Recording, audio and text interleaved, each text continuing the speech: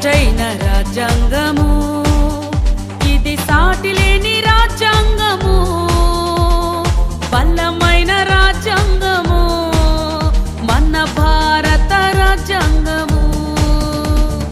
దీటైన రాజ్యాంగము, ఇది సాటిలేని రాజ్యాంగము,